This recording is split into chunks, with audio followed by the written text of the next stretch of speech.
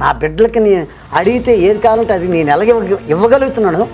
ఆకాశం భూమి పట్టదలని ఐశ్వర్యం ఉన్నటువంటి ఐశ్వర్యవంతుడైనటువంటి నా దేవుడు, అనంత జ్ఞాని, ఆది సంభూతుడైనటువంటి దేవుడు, సర్వసృష్టిని సర్వజీవరాశిని సృష్టించి సర్వజీవరాశిని పోషిస్తున్న ప్రియ పరలోక తండ్రి నా దేవుడు కనుక నాకు ఎలాగివ్వాలో అలా ఇచ్చి ప్రోత్సహిస్తూ ముందు సాగిస్తాడు. నీవు ఇచ్చిన కానుకతోటే ఈ పరిసరి జరగట్లేదు. పిచ్చి ఆలోచన మానుకుంటే దేవుని నిన్ను దీవిస్తాడు. చాలామంది ఏమనుకుంటున్న టీవీలో అడుక్కుంటున్నారు. అడుక్కోవాల్సిన అవసరం లేదు. ఆ మాటకు వస్తే ప్రపంచంలో ప్రతి ఒక్కడు అడుక్కున్నాడే.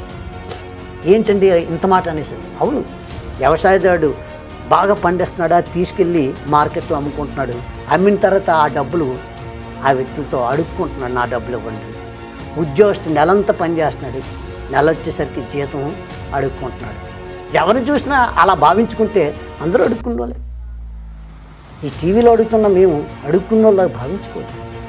అలాగ అనుకుంటే నీ మనసులో నువ్వు అనుకున్నావా, నీ మనసులో తప్పుడు ఆలోచన వస్తే ఆ తప్పుడు ఆలోచనకి సమాధానం చెప్పవలసిన ఒక రోజు ఉంటుంది. జాగ్రత్త. ఈ చేతనైతే సహాయం చేయండి, లేకపోతే ప్రార్థన చేయండి.